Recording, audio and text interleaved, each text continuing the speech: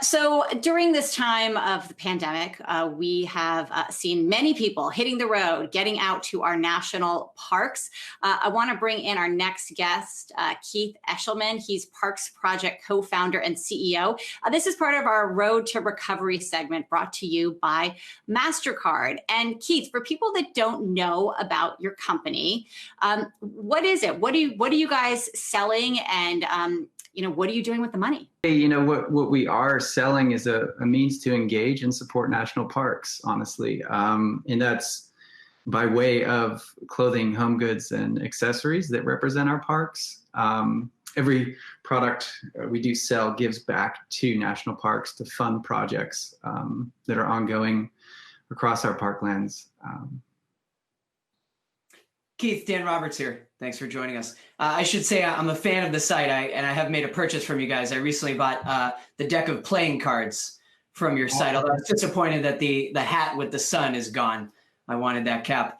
Let me ask you, during the past few years, amid the Trump administration, without necessarily getting too political, but I would ask if you've seen sort of a spike in interest and a spike in purchases because of the perceived concerns over the current administration's policies with regard to national parks. The idea that, our national parks are special and there may be more at risk right now because of the current government situation than they have been in the past. Yeah, sure. I think some people in the outdoor industry would call it the Trump bump, where there is more threat of, diminishing national parkland and some of the area around parklands. And I do think that, especially during the shutdown a few years ago, we saw a great spike in interest in business and traffic and conversion. So with, some of the overall concerns about conservation and, the lack of funding for parklands, there has been, the private sector and the nonprofit sector has seen increased funding to kind of adjust for that lack of public funding. Hey, Keith, before we go real quick, just how is your business? I mean, look, we're looking at the economy here kind of being uneven. We're waiting for Washington, D.C. to come out with stimulus. How is it for you right now?